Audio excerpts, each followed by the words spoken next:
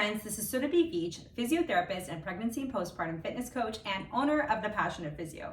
Let's talk about diastasis recti.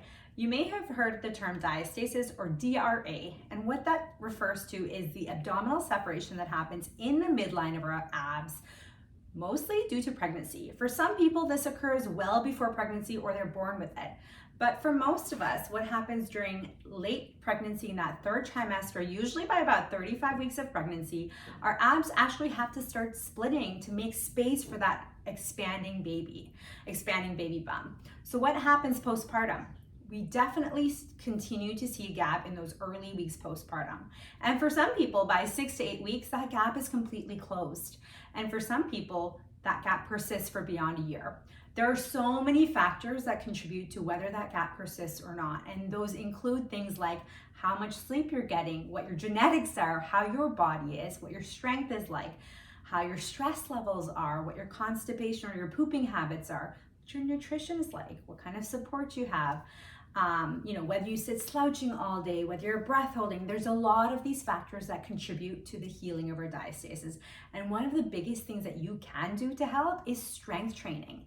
And we start with that deepest layer of core, which is your transversus abdominis, your pelvic floor, your breath work. We start with laying down the foundations.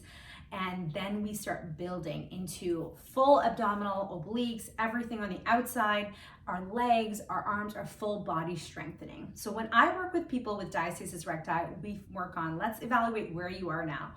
Do you have a gap? Where is the gap? Sometimes people have a gap up here, sometimes people have a gap down here, sometimes it's all the way through. And how wide it is it, and how deep is it?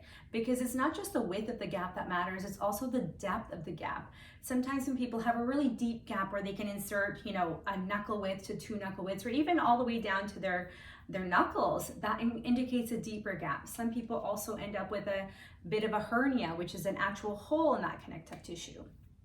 All of that may sound scary and unnerving, but I want you to remember this.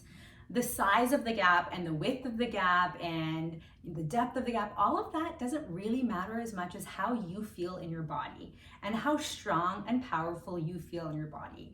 And you can achieve as much strength and power and abilities as you want based on the strength training that you do, based on the rehab that you do, based on the rest that you take when the time is appropriate. So I want you to feel strong and empowered and know that you're on the right path to recovery. If you need any support managing that diastasis recti or managing any other issues that come along with it, whether it's abdominal weakness, lower back pain, pelvic issues, I would be happy to support you. You can book in to see me virtually at www.thepassionatephysio.ca and follow me on Instagram at thepassionatephysio. Send me a DM if you need any support. I would be happy to help you. I offer virtual physiotherapy all across Ontario and virtual fitness coaching worldwide to support people in an active recovery and so they can feel as confident in their bodies as possible.